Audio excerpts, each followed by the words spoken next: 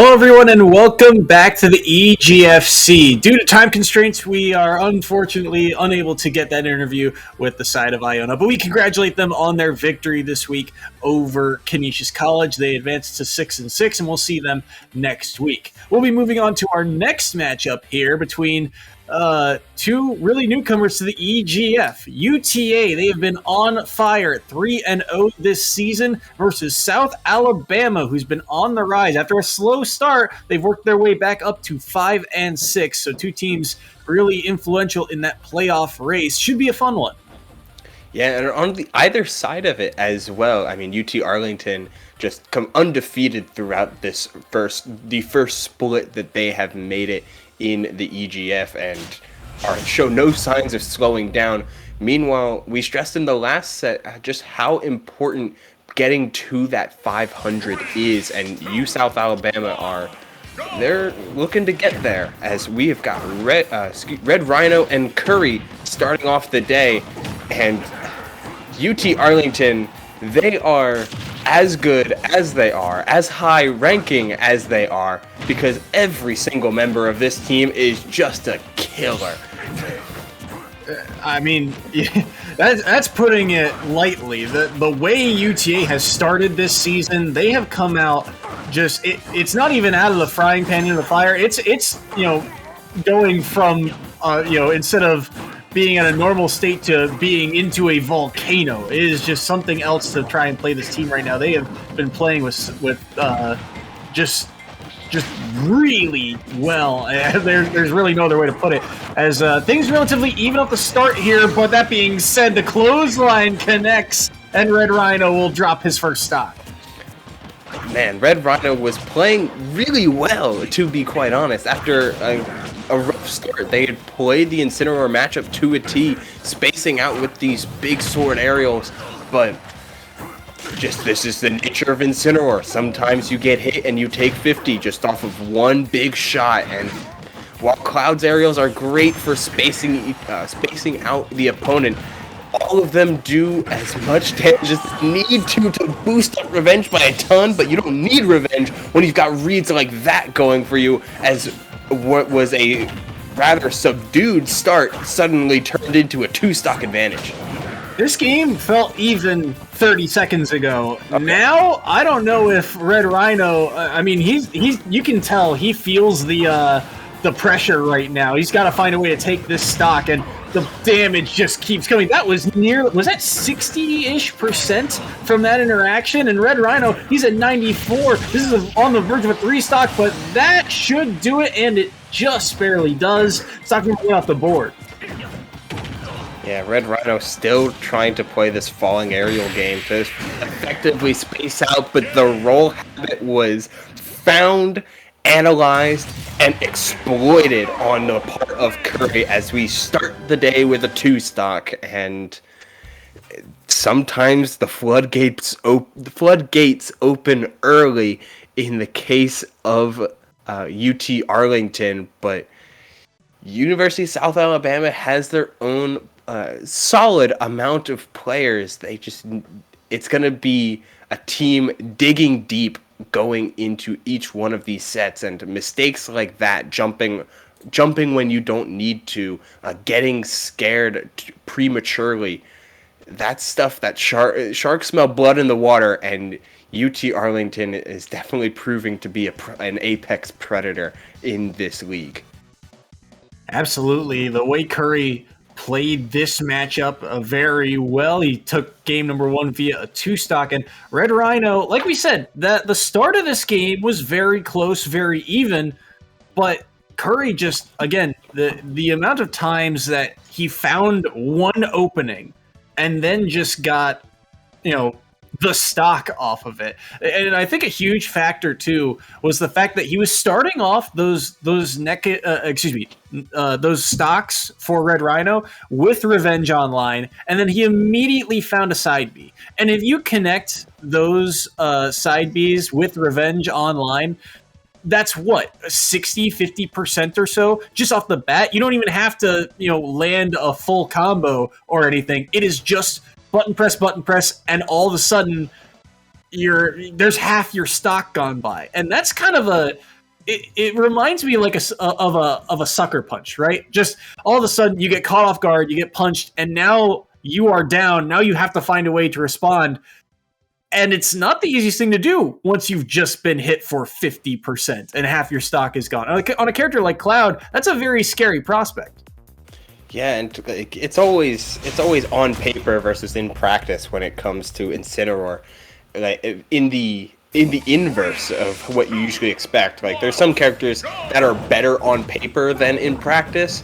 Incineroar is way better in practice than on paper because it's really hard. It's really hard to not interact, to willingly decide I'm not going to interact with you at all, except on the minimal amount that are always going to be on my terms in order to win. Incineroar just breaks those rules and forces you to try and do something about it if you're not prepared. And it looks like Curry is really making mincemeat of this game. Oh no. 39% on Curry right now in Red Rhino. Yeah, he's feeling the heat of this Incineroar right now. Yeah, you want the revenge, and oh no, don't give it to him. Not like this. The backwards hit of the up smash connects. 42 on Red Rhino, make it 61. Another side B connects, and he's sent up high. The up air won't land, and another revenge lands. He just knows he needs to hit this opponent, and Curry knows it so well. He's got the timing down on these revenges. The up smash won't land on the shield, neither will the side B. But now Red Rhino is working on borrowed time. That limit is going to be useful, but can he get down in time to land it? He's got Curry in disadvantage, but the nairs are so clean. The neutral B doesn't land. Grab instead. Gets the cross slash. Is that the stock? No, not quite yet. Not enough damage has been done on the side of Red Rhino. He's just staying on this platform. The up B will land as well. At 100% for both of them, that's going to be the grab. No mash out. The up throw will do it. Curry staring in the eyes of his opponent saying, where are you going? And getting the 3 stock. What does Setter say? That game barely lasted over a minute and a half. And I mean no disrespect. I mean, University of South Alabama Red Rhino had flashes of what to understand as this infinite moment just lasting, staring longingly into his eyes. It is what it is. But when you have a presence off stage like this, where you can confidently go off for an edge guard, and Cloud's not the hardest character to edge guard, but it was a practiced, disciplined, and fundamental game plan. I'm going to get my openings wherever they come, and I'm going to exploit them to Kingdom Come. That first stock, there's a scenario there where Curry ends up getting spiked by that up B if he doesn't space that correctly. And then this hit, I mean, just the top of that up smash with revenge from Curry. It's like you said, right? Incineroar is, he doesn't seem scary on paper, but boy, when you play against this character, it almost reminds me, it's reminiscent of Rat King, right? Lil Mac's not scary on paper, but then you get hit by him once or twice, and all of a sudden, half your stock is gone because of the percentage. Once you got this grab, I feel like at that point, Red Rhino, like they both sat there for a minute, and Red Rhino, I think, essentially put the controller down because at that point everything was gone. Curry had this match on lock. I could play this. They wait there for a moment. They wait there for a long moment. Oh my god. I think what gets me is the fact that they really they were chilling. There was a moment in the game where I can show you the blast zone. Here it is. There was a moment in that game where Curry was willing to sit there and revenge on the platform 3 times over, but and it worked. But you have to let that slide right off. You cannot let games like that get to you, because then it goes right into, it affects the rest of the team. So I like the swap over to a character that can take the game slowly, as Pac-Man is a multi-dimensional character with a great defense. And against Phenom on this Greninja. Phenom, we've only seen him, I believe, last week, but Phenom, another player from the side of UTA, that this Greninja just looked so clean in his one appearance that this is going to be another scary prospect for the side of South Alabama. But like you said, that change of pace is, or at least for the moment, seems to be working as Phenom gets pineappled by the stage and cannot recover. So stock advantage in favor of the Jaguars here as, well, it's only for a moment as that forward air from Phenom lands and things are back to even. It's incredible to watch the littlest of mistakes get punished. The Galaga was sent the wrong way, which meant Phenom had nothing to fear about the Pac-Man coming back on stage and pressured accordingly. Ended up taking the stock with the forward air as, jab's a little too early, so doesn't get a chance to go for the jab lock combo that usually occurs, but either way, it was still a solid string.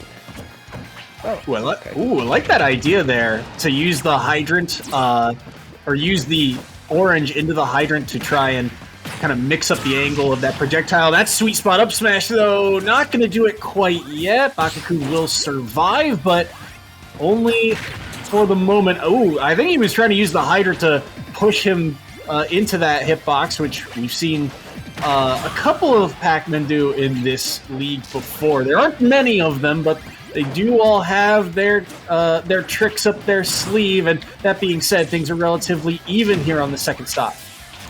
Yeah, a couple really key reads on Bakakun's part has got this game basically dead even, 1% separating the pair, as Pac-Man, no shortage of damage output when they're able to put you into that forward smash, but it's getting tighter and tighter with each one of these. The grab attempt is going to whiff that time, leading to the true combo of down tilt into forward air, as Phenom, on hit, Phenom looks masterful, but sometimes they get a little bit ahead of themselves in neutral, which has led Bakakun to make a couple of big percent deficits basically non-existent, though it's stocks that are always going to be what matters in the end, and hitting Greninja isn't exactly the easiest feat, as they're very, very close to getting roofed off the top.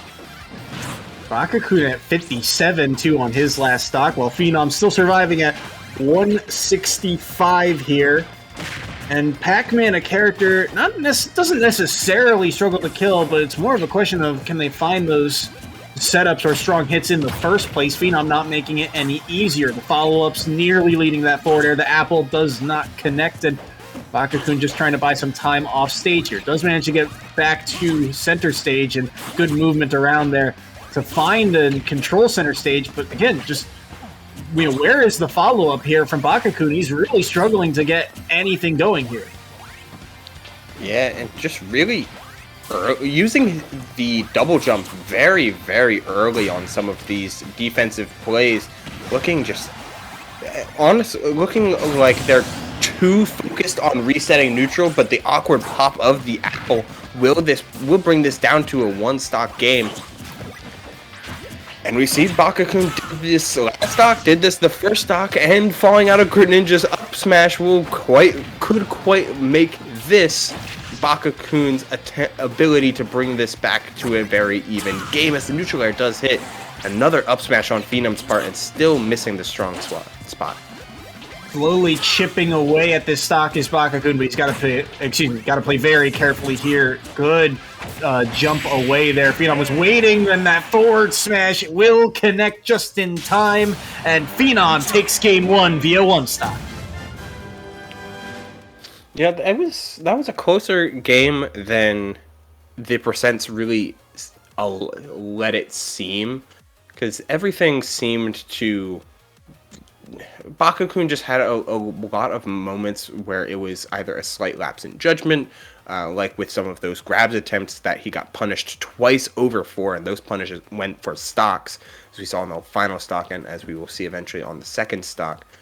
But there was just a lot of focus on Bakakun's part to get to center, play neutral, get fruit, like all of that normal Pac-Man stuff, to the point where it seemed like they legitimately lost opportunities to get damage and or even the tides of the game.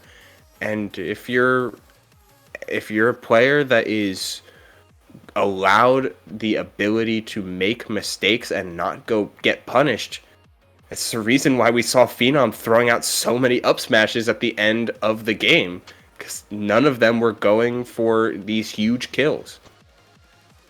With that in mind, too, the other thing that I think is worth noting is that, you know, Phenom was also at 170, 160 for so long on that stock, that second stock in particular. Phenom's ability to survive on Greninja, who's not necessarily Greninja, I think, is on the lighter side of the cast, if I remember my weights correctly here. So for them to survive for as long as they did on these stocks, to just slowly be able to chip away at Bakukun's stocks as a combo character, that's really useful in the long run. So good stuff to Phenom there for being able to, you know, make yourself elusive, especially at those high percents. For sure, but in the weight argument, you're right. Greninja isn't necessarily known for their weight, but instead of trying to keep with the Greninja, it looks like, thanks to the stage selection of Kalos being the counterpick for Bakukun, Phenom will be switching over to the Fox, who is even lighter. And that's interesting too. I don't think we've seen Phenom play Fox before. I mean, I think similar, I guess, in terms of speed, and yes, they have combo ability, but I think different in how they go about it, I guess. Yeah, Greninja is a character who does have a suite of true follow-ups, to put it bluntly. Combos like down tilt into up smash, down tilt forward air, dash attack up airs, like all of that stuff is just Greninja's bread and butters. Fox is even faster, and therefore some of those combos aren't as true, or at very least are a little bit more frame tight. So you're reliant more on trying to keep up the pressure and keep up your own vortex, as the term is thrown around. That effectively means that when Fox lands a hit, yes, while not every individual follow-up is 100% true, they are guaranteed a follow-up of some kind just because Fox is so fast. So I have to see how Phenom's Fox does here. This isn't Kalos. This is not Kalos. This is... This one's banned. Oh, I was reading the wrong... right. This is Smashville for game number 2. Interestingly enough, I think this is the first Isabelle that we've seen in the EGF on Bakukun. Yeah, Bakukun is the only representative of the character that I have seen in this league, though there is a couple Isabelles that you can take notes from, namely players like Kept, Pokelam, and Mr. Zircon when the former two aren't playing Villager, but Mr. Zircon especially being the Isabelle representative. But Isabelle still isn't the character with the most star-studded potential lineup, though you do have the ability to recover from that footstool. Yeah, the recovery on the animal... oh my god, I'm at a loss for words. Phenom he's got some movement right now. That up smash sealing away the first stock. There were a couple of funky interactions, like shining the grounded, Lloyd Rocket? That was an interaction I have not seen before. But also, you know, the footstools off stage. It feels like Phenom, like you said, that the pace of play is really the name of the game for Phenom, and Bakukun falling prey to it. And just look at the clean connections there off of one up tilt. All of a sudden, Bakukun, he's at 100%, and it feels like Bakukun, yeah, he's finding a few stray hits, and he finds that grab, but he's going to have to do a lot more if he wants to battle back in this one. Oh, going for the up smash anyway, even upon whiffing, Nair landing on block, but the power of Fox is the fact that what Fox does is so endlessly repeatable because he just does it all so quickly. And that repeatability is falling there into imagination. Like, what do you want to get off of it? Oftentimes you can find a way to do so. A little bit of percent landed there for Bakakun, but it is quickly traded back by Phenom of his own string, and you can tell he's very aware of all these projectiles that Bakakun is sending his way. That Shine really doing a lot of work and stopping a lot of the setups that I think Bakakun wants. And he's able to even evade that fishing rod time and time again. So this Bakakun, it feels like the game plan is slowly being snuffed out, and that up smash will do the trick, and Phenom takes game 2 via 2-stock. Yeah, that's just what Fox does. Fox hunts the dog, and we're in a position where Phenom just looked like they were in control. In the smaller stage, Phenom never fell into what Bakakun wanted, never took a moment, or rather, always took the moment to deal with Lloyd Rocket on stage, never had it just linger there for too long. Consistently reflecting it, as you mentioned, finding stocks with up smashes based on roll read or comboing off of either late dash attack or late nair. Not often falling into what can be Fox's Achilles heel. That recovery, Phenom would just go high basically every time and recover to the platform instead, which if you're going to avoid the trap of trying to line up to ledge and taking that extra time, which would allow Bakakun time to set up and recompose themselves, then it's an antithesis to how Fox wants to play. And Phenom played fast to the very end. That speed really being the huge difference maker, and Bakakun falling prey to it. That's a 2-stock victory in that game, which means our score after 2 sets is UTA 13 to South Alabama's 0. And this is where things get into danger territory. If you want to try and get the win this week, South Alabama will have to win this 3rd set, and that is going to be a hard ask because the players on UTA, they have been on fire, as we've been saying. I actually just looked it up. UTA is one of 2 undefeated teams technically remaining. Now, UTA's only played in 3 weeks, but that record so far unscathed through those 3 weeks, and only a handful of players, actually less than a handful of players for UTA, have taken a loss in a set for the Mavericks. So for South Alabama, it is backs against the wall if you want to get the W this week. Yeah, there's a lot. You have a lot to get through, and especially since the UTA team, in those 3 weeks, it's not like they've played bad teams. Right? I mean, they've gone through a couple of strong representatives, and have just seemingly strong representatives in terms of the overall league. Like last week, taking it 19-4 over St. John's, who's consistently seen as one of the upper echelon teams of the league.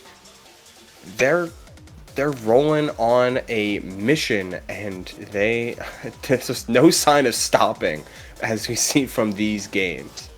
Even the week before that, they had a dominant victory over the side of George Washington University, who is another kind of team that is a dark horse in the EGF. They may not be as dominant as some of the top teams, but they've gotten some upsets. In fact, historically, they're 2-0 against Mississippi State, the defending champs of the EGF. So they are really. It's not that they're playing nobody, but they are really getting a handle of these teams that are, the wild card, the dark horse, the just a step below. They're playing like that championship caliber team. And when you're playing like that championship caliber team, it is really hard to slow down. And South Alabama, down 12 to start here.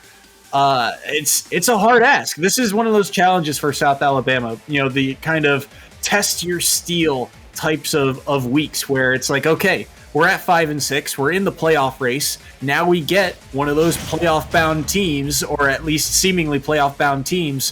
What can we do against them? And so far, the answer has been not much. These players are just something else to deal with. Set number 3 here, Beastly stepping in with the Ness, and Dracolian, I believe, opting for the Sora this week.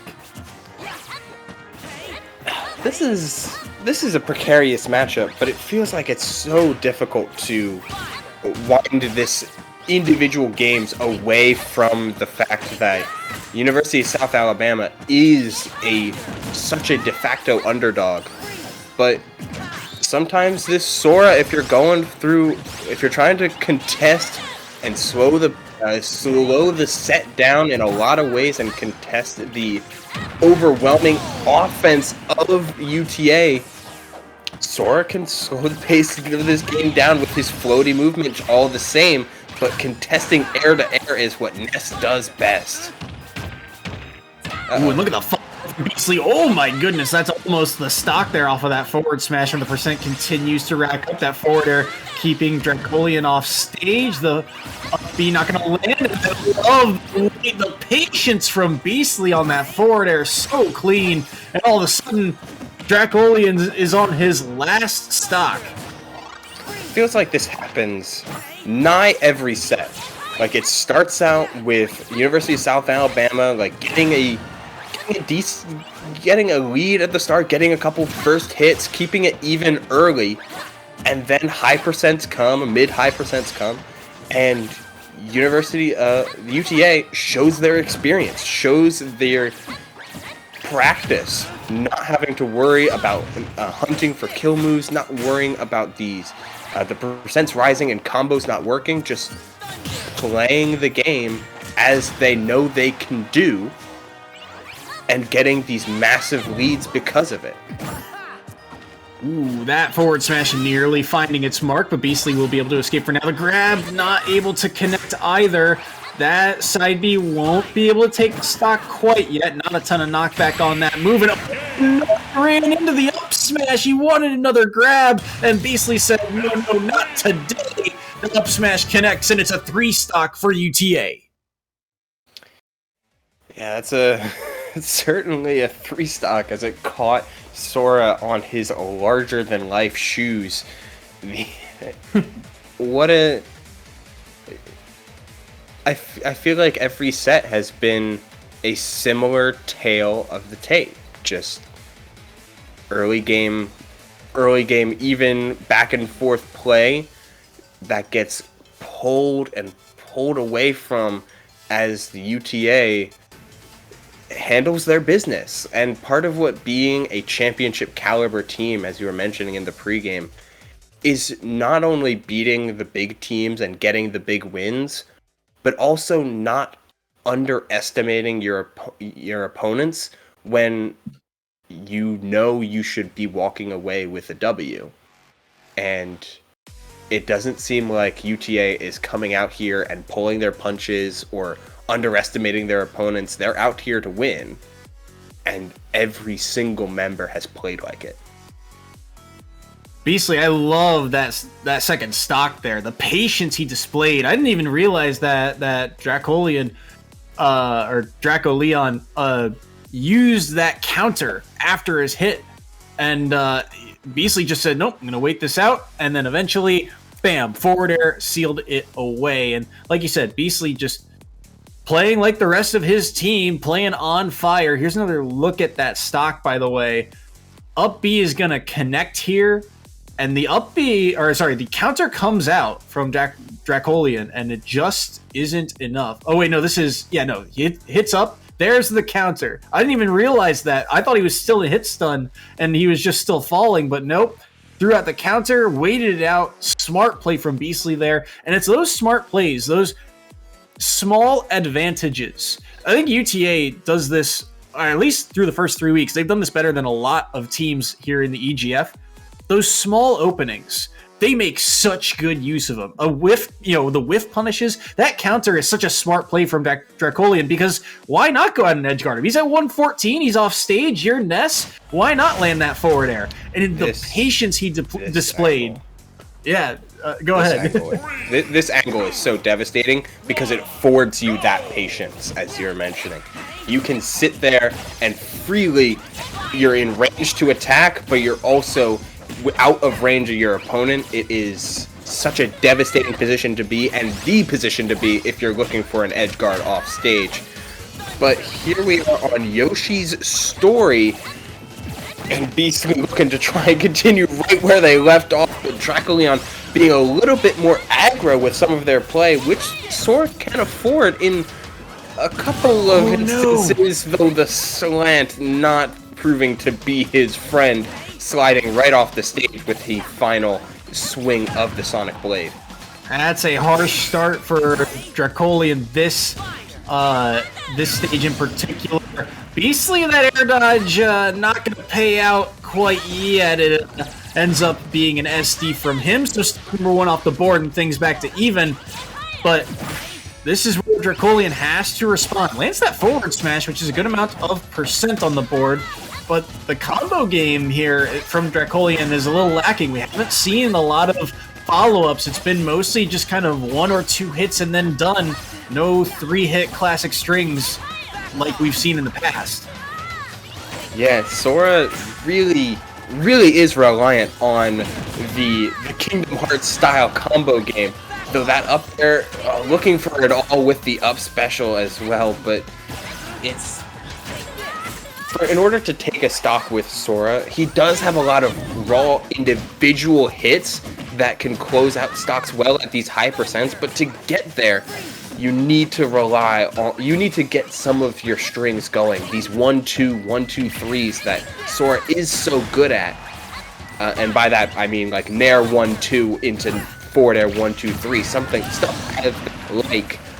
Because if you're not finding some of those strings to go together, then building up damage can be difficult, and closing out stocks, it can be just as hard. But a back throw from center will do it at 150. Oh, okay. Things even here on this last stock, as both of them kind of trading hits here. That oh my goodness, the turnaround here from Beastly. He wants the rocket. No, that was dangerously close there. Dracolian getting that down air just in time before the up B got back around to it. So things, well, percently in Dracolian's favor here. Beastly is at 93 and off stage. These side Bs making it dangerous, but this could be a turnaround up smash. Not going to take the stock quite yet, and he perfectly spaces out that down air nearly a second when the air dodge gets him away. Yeah, looking to chase them down as this game gets very, very even, but the up smash on the low ceiling, yes, Sora's weight is not going to be enough on a game that got extremely tight, as even though those the traditional Sora combos that we see get pushed so far weren't always connecting, Dracolion made up for it with the good use of the magic and the Sonic Blade to keep Beastly on his toes, but too much of a good thing is still too much, and Beastly properly whiff punishing multiple tools on Dracolion's part to claim the set. And I feel like also part of it was especially towards the end of that game, I think Dracolian is reminiscent of the very first set we did today. You kind of get tunnel visioned on just trying to hit your opponent, right? How many times did we see those side Bs hit Beastly's shield, and you just want to, connect something to try and give yourself the advantage you need to possibly close it out, and it ends up not coming to fruition towards the end of that game there. And even here, yeah, the side B, that icon, it reminds. It's reminiscent of Sonic homing attack, right? It's always going to lock on and go towards your opponent in that case, but the cross-up here ends up just pushing him off stage.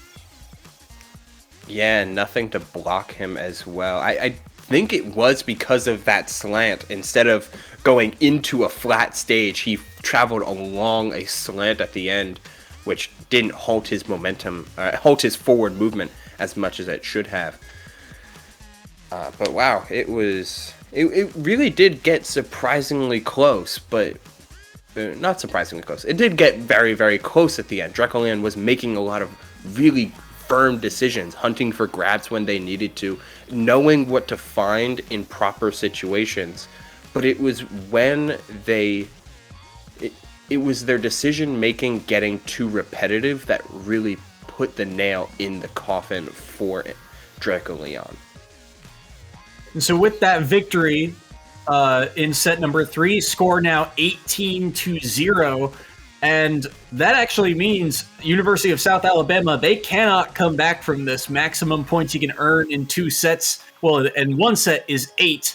So 2 sets remaining, max you can get is 16. That's not going to be enough to get it done. So UTA, they've got the win for this week. The question is, how much can they get off of this? We will play out the last 2 sets, of course, because those for playoff implications, things like round differential and point differential are your tiebreakers. I believe it's round differential first, then it is point differential. And so these are 2 schools that could really use both of those statistics. And on the side of South Alabama, if you can try and mitigate that, now's the time. If you got 2 sets left to do so, let's see what you can bring to the table. UTA, if they get another massive victory here, that round differential and that point differential all of a sudden skyrocket for them. I mean, they are one of the again, because they are one of those undefeated teams, and their seeding could be based off win percentage instead of just pure record. Every game becomes important, and now all of a sudden those tiebreakers really start to help out. If they can get these massive victories, they can start to mount those comebacks against those teams that have 16 games of information, right? If you've got, in theory, you could get more of a point differential from 16 weeks than 8 weeks. So if they can get a massive victory here against South Alabama, all of a sudden those tiebreakers, they really start to come into play. Yeah, and if there's no better tiebreaker than the point differential that they've provided themselves in these past couple weeks. I mean, last week I mentioned 19-4 was the victory with a 15-point swing, which is pretty solid overall on top of a 4-1 match differential. If this is a 5-0, suddenly a lot is going into their favor riding into the latter of these weeks. And certainly one of the best things in their favor is having a player like Army Ali be one of the backbones of your team, a consistent and a tested player in a wide variety of tournament environments, and how EGF is also on his resume, and starting off the game very, very cleanly at that. Yeah, Army Ali, one of the first, I think the first All-Star of the EGF, and he has been proven to be a menace on this character as the opponent for today for the side of South Alabama. And on this Incineroar, it's going to be a challenge to get through all of these Pikmin. You're seeing the percent just really starting to pile up, and even Army Ali getting that first stock via an edge guard too. Nanomic is going to have to spice up his movement here because Army Ali is, again, just controlling the pace of this matchup so well.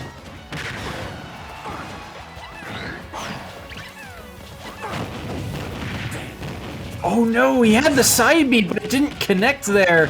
Could not get the follow-up, and that's an up throw into the stock there. So Army Ali all of a sudden 3 stocks to 1, only 47%.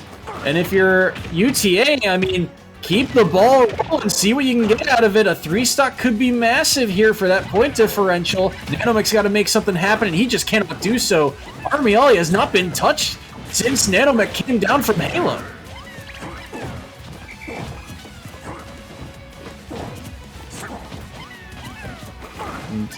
Ooh, Nanomic not able to find that side B here. Now he does. And the revenge not going to be enough. Down air, the aggressive landing not going to work out. Good revenge there from Nanomic once again.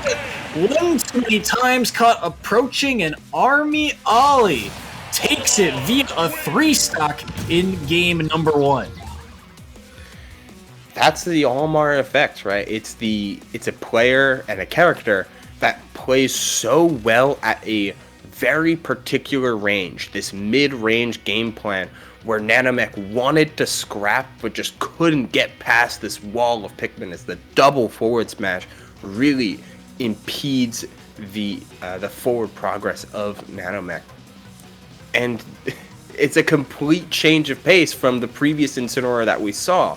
Nanomech doing some of the similar things that Curry did, but against a player that has experience against Incineroar, there was a whole lot less fear in Army Ollie, as just Pikmin after Pikmin kept Nanomech back and kept Army in a very, very comfortable lead. And there's also something to be said about the level of comfort for Army Ollie, because we saw UTA has an Incineroar. They have Curry. So Army Ollie has probably got some matchup experience against this character at, a high level. And for Nanomech, I mean, there are very few and far between Olimar players just across the board. If there's only one in the EGF, you're probably going to only run into so many online. And for Nanomech, that I feel like that's part of why he was struggling so hard in this matchup in particular. Yeah, Olimar is a character that has been faced with some consistency issues after some recent, after both the 3.1 nerfs that happened to him to reduce the spammability of his smash attacks, as well as the range of movement that the purple Pikmin have. For a while, Olimar didn't have a shield that covered his full body, so there would just be random shield pokes that would happen.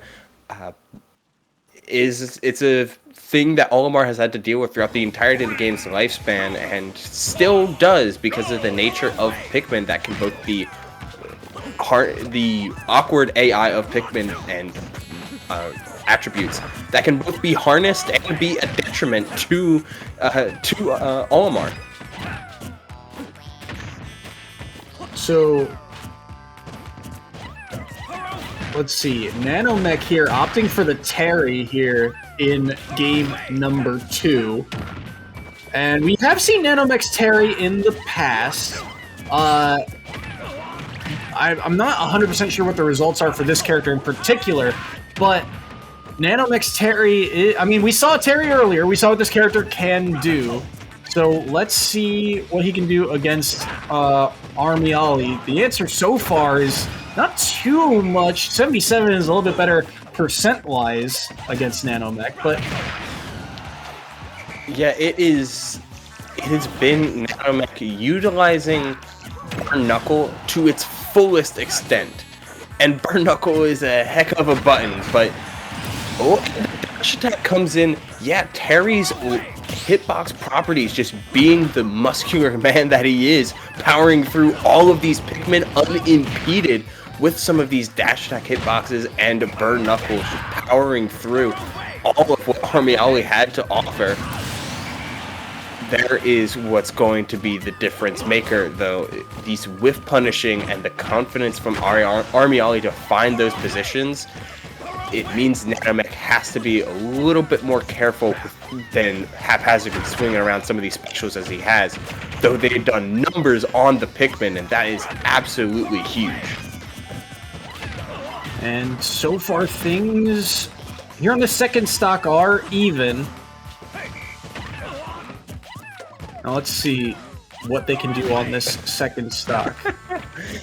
Taking full screen, as Army does in fact have a pair of purple Pikmin to deal with, as not two purples and a red is quite possibly the most devastating lineup that Olimar can have. Both of these purples hitting like semi-trucks, and the red Pikmin would deal the most damage, while the purple, plenty of knockback behind that weight. Purple, one of the they're always ever present in this matchup, and I love the follow-ups there from Army Ollie. Numerous kind of tech checks there, not able to platform and get the and be able to escape that combo. And because of it, Nanomech is already above 100%. Buster Wolf through, though, not going to be able to take the stock quite yet. Army Ollie holding on. Power guys are early, not going to catch him. And that down air caught, and that up air will catch as well. Army Ollie takes it in a 2-stock fashion, and UTA continues to roll. I mean, that is Nanomech getting adapted to. The change of character was rough at first. I mean, Pikmin were flying left and right, and Army was unable to keep the same game plan that they did in Game 1, where it was keeping Incineroar back in this mid-range using Olimar's smash attacks. Terry would power right through them, and Nanomech was using that to his advantage, as we see just blowing right by after blocking a forward smash. The dash back toss was not respected at all. But then Army switched to this primarily airborne game plan, using a lot more of Army Mars. That's what was in my mouth for some reason. Olimar's aerials, and treating the Pikmin less as items as they are when they're walking around, able to be killed, able to be hit and destroyed. When Olimar swings the Pikmin as aerials, they're treated as disjoints instead, which is able to stuff out Terry much more effectively. On top of the fact that having 2 purple Pikmin for a prolonged period of time is nonetheless devastating.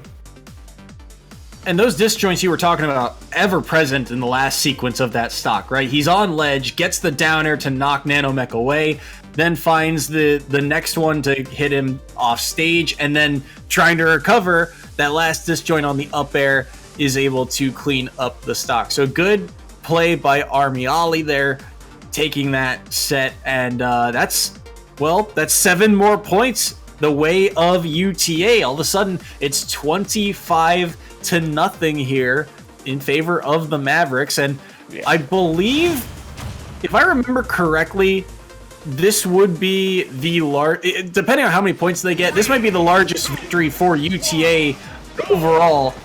Interesting stage choice. I think that was meant to be the case, because this is Battlefielded PS2.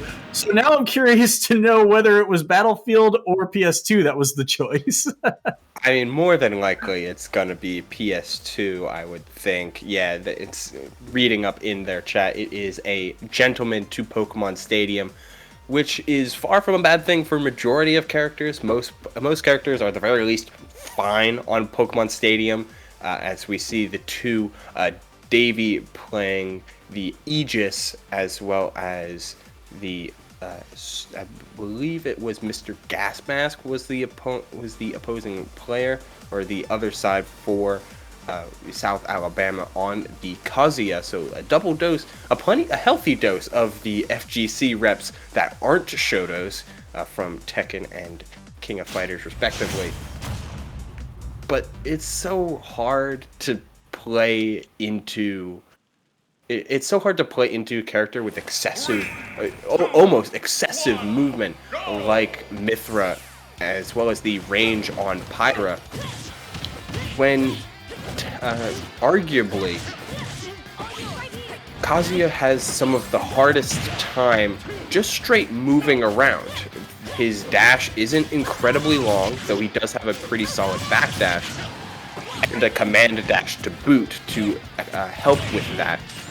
But the 7-frame jump squat really starts to sting when you're facing against so much of this just swords and disjoints pressuring you ad nauseum, and Mr. Gasmask is feeling that Aster right away. Oh my goodness, yeah. Pyra putting in work here, as Mr. Gasmask already at 98% and really struggling to find a way to land here. And down into up there, not going to do it quite yet. Do like the aggressive landing there from Mr. Gasmask to kind of get away, but that down air just covers so much space. And yeah, Davey not afraid to throw it out here, because I mean, just look at the move covers. Why not throw it out? Oh, neutral B, not going to do it quite yet. That's the side B follow-up, but no, doesn't get the follow-up on it, and because of that, Davey gets to survive. Okay. Oh, and it's Mithra up smash that's going to be taking the stock, but yeah, we can really see when your execution isn't on point with Kazuya, and you don't get the follow-ups like that, where you get the demon, I believe that's the demon fist into the dragon uppercut. I believe are the technical names for those moves. But Tekken has a lot of weird names either way, all usually based on deities or demons of some kind, but the demon for Mr. Gasmask is proving to be Davey on this pair of blades that are just running all over him. I can't believe he was able to roll out of that combo, and he nearly got the kill for it. Mr. Gasmask, though, he's got him back off stage. Down air, up air, not going to do it quite yet. That down air will not land. He'll be able to air dodge away from that neutral B, but Mr. Gasmask here, back air says, nope, you're out of time. Stealing away that. It's a 2-step victory for Davey.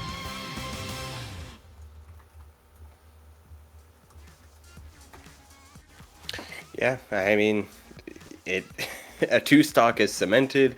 Pyra and Mithra prove yet again that they are one of the upper echelon characters, and it's not like Tekken. Not like Tekken is bad. No, Tekken is a very good, completely different game that we're talking about. It's not like Kazuya is a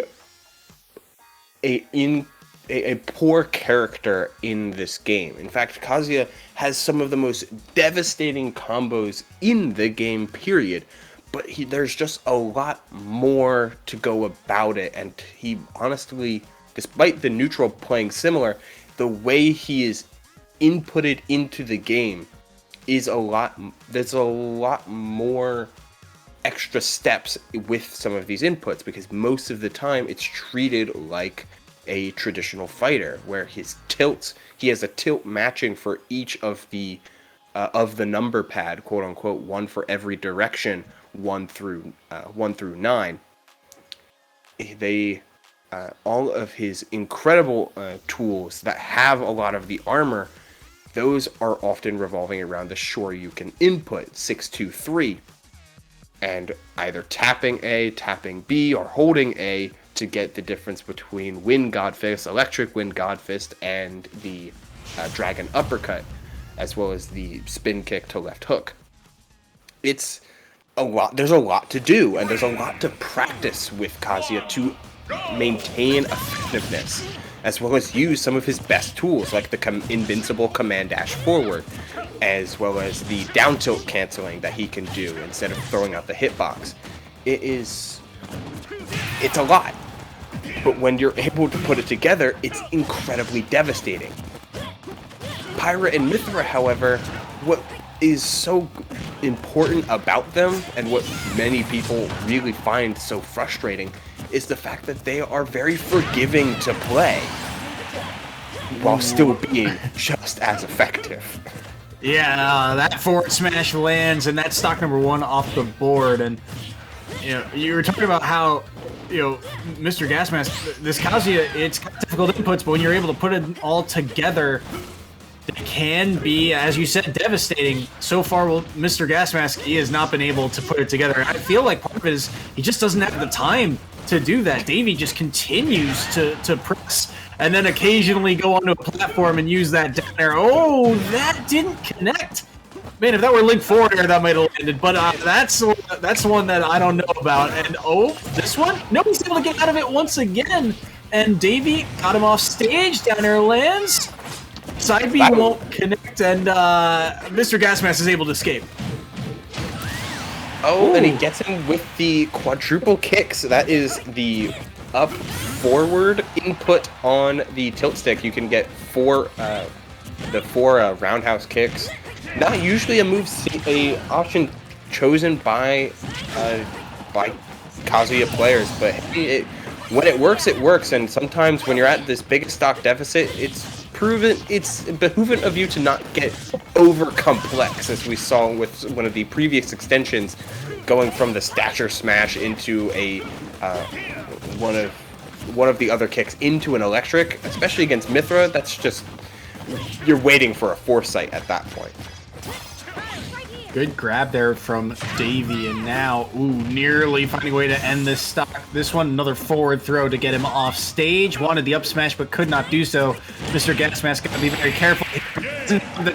Once again, the down air lands, and this time it's the up smash to seal it away. So UTA, another solid performance here, taking all 5 sets and blanking the Jaguars. They extend their lead. If you do the math, you put another 4 points on the board. That's a 31-0 scoreboard for UTA.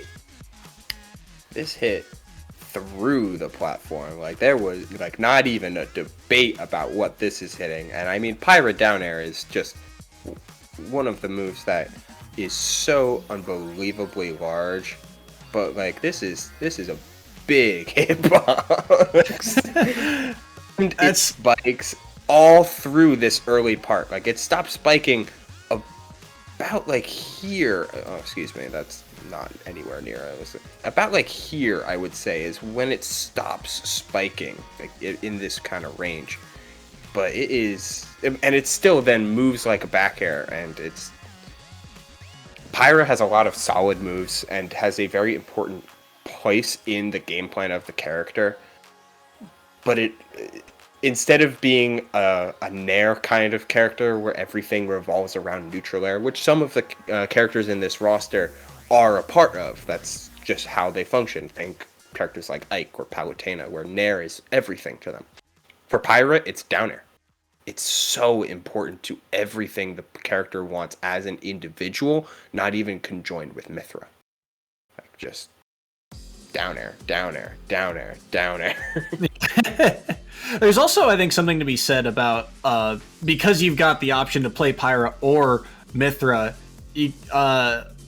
There's a certain, I guess, a level of mastery, right? There's some players. Some players are just gonna feel more natural playing Mithra or playing Pyra, but the idea is that, you know, Mithra is meant for the early combos and Pyra is meant to take stocks. And I think what Davey showed is that his Pyra is a lot cleaner. Like, we saw, you know, Mithra is one of those characters that, you know, is just very good in general. Speed's there, combo ability's there, but taking stocks isn't in their kit. And a lot of players in this league, they switch over to that Pyra, and all of a sudden that's when the comeback starts, right? That's when the openings happen, because Pyra's a little bit slower. The hits are a lot laggier, so if they do something a little bit more committal, it just doesn't work out.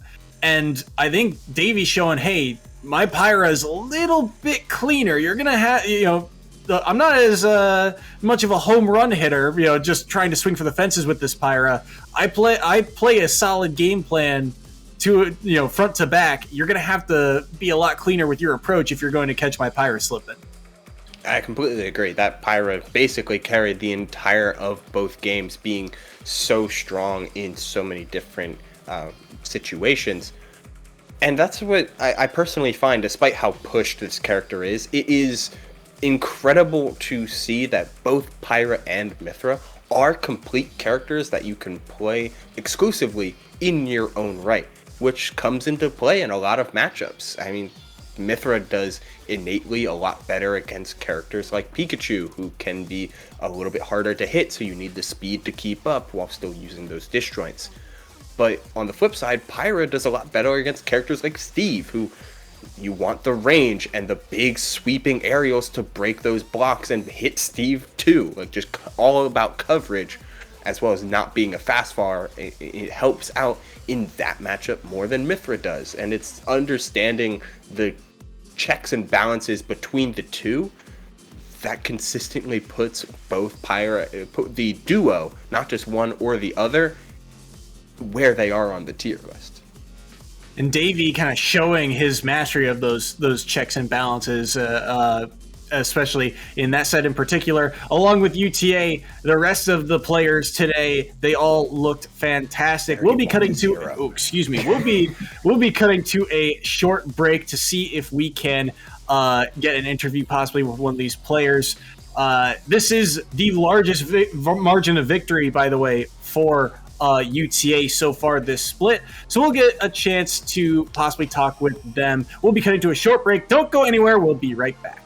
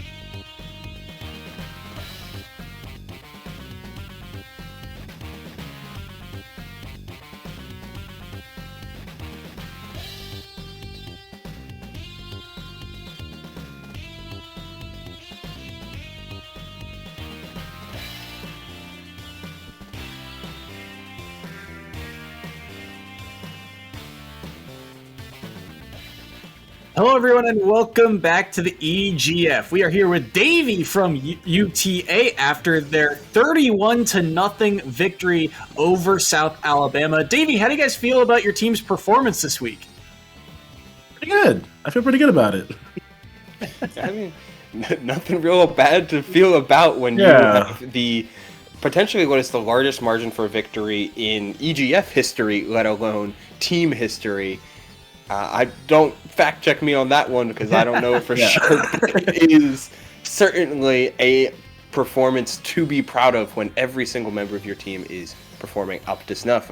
I mean, walk us through it. Like going into the final match, just what's the vibe of the team? Wait, final match? Wait, say that again? Walking into the final round before you had to play, what was the vibe of your team? Well, I mean, we all feel pretty confident. You know, we're undefeated since we started, and there's not that much to it. We don't worry too much. We just play. It's a good mentality to have. Just play. And I guess my question is there any kind of what was the homework like for you guys? Is there any kind of preparation or pregame ritual that you guys have to get ready for these weekend matchups? Homework is we rest for 7 days and then we play. we don't really do much preparation. I mean, we would play each other like every now and then, but not much preparation. I'm not gonna lie. I mean, Fair enough. Fair enough. And with the rather laid back approach that you have, do you often find the time? Do you often play each other as your best form of practice, or do you leave your team to your own devices? Yeah, I would say each other are our best practice because we play each other often, and I think we're all pretty good. The six of us don't really go out to tournaments that much, so even if we did, we don't play better players too often. I guess my other question, UTA, you guys are new to the EGF format, but you guys seem to be handling it pretty well. Is there a certain, I guess, game plan in terms of the order that you guys send in? Because you guys seem to be fairly consistent on who goes in when. Is it just kind of whoever's feeling it jumps in next, or is there any kind of? Sorry, go ahead. Yeah, generally we start Curry. Curry's Incineroar always goes first, and then the rest is kind of free flow. Usually, Army Oli, his Olimar ends is the anchor, but I think he flopped last week or something, so I'm doing it from now on. But yeah, other than that, the middle three players are pretty much whatever we feel like. But the starter is Curry, and then anchor will be me. Sounds like flexibility is first and foremost on your team. And with that flexibility, is there anyone that you want to, any shout outs that you want to make, any call outs or shout outs you want to go through? Shout out to Smoke. He's our sixth player. Didn't get to play today, but yeah. All That's about it. That's great. I mean, just keep it on your team, and it's team sport all the way. Mm-hmm. All right, and with that, thank you so much for joining us, Davey. We will see you guys next week when you guys next week get the defending champs in Mississippi State. So that one should be a fun one, and and we will see you there. So congrats on your victory, and we'll see you there. Thank you. All right, with that, we will be cutting to a short break to get ready for our third match of the night. Don't go anywhere. We will be right back. Should be a good one. Seton Hall versus St. John's coming up next.